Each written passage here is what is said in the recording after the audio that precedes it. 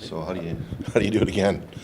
Yeah, well, I'll tell you, that's the one we had a meeting today. I talked to the players about, we lose games, but we were even keel the next day. That's the key. When you win games, you should be even keel. So, yeah, it was a great win. We're happy, but back down to earth. It's the same thing when you lose. You got to flush the game out, get back to earth. And I think they did a hell of a job on the one end. Now we're on the winning. We won our game. Now can we stay in that level? And I think that's the key. That's maturity, and that's just something that we're going to always work on here. Just another lesson along the way. Then, how do you walk them through that process? What do you say to them?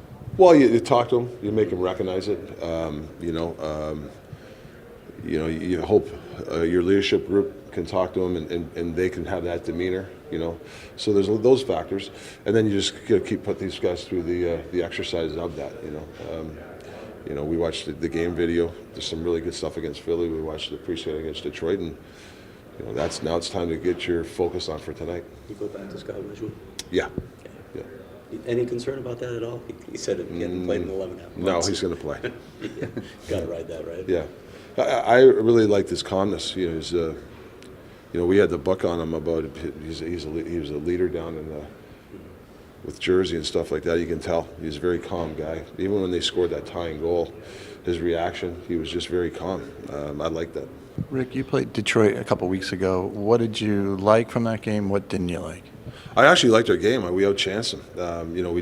What I didn't like is our last couple of minutes. We gave them the game. We lost some focus, gave them an on-man rush, and then they got the empty net goal. So, like I said this year, that's probably been our biggest weakness is closing, and then trying to, when the team makes a push, to be able to make those plays under pressure. That's something this team's going to have to work on, and that's the situation against Detroit. I thought we played a good game against them. Can you tell us the status of Chalmerson? Yeah, he's day to day. He got banged up pretty good, so I don't know how long he'll be out, but it's a big loss for us. We got some guys that it's next man up.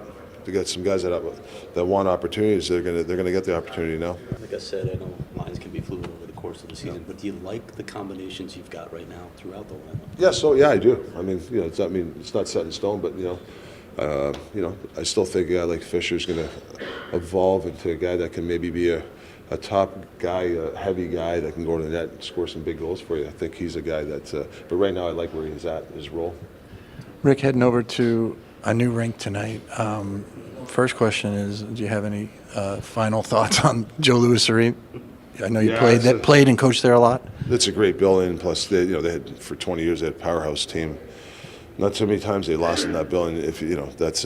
And they kind of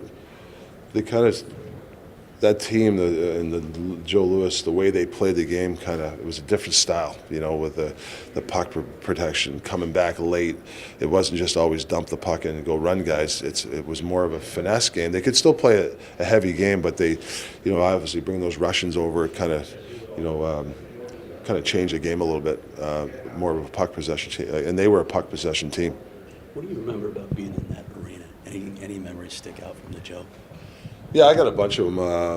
Even with the Coyotes, I thought we were up 2-1 on them, and they were. I think they had 120 points that year, President Troy. So, a play here or there, you never know. Could have been a really good upset, but it was a great series. I just remember playing that. Anytime you play a Detroit team in the Joe, it's you knew you're in for a tough battle.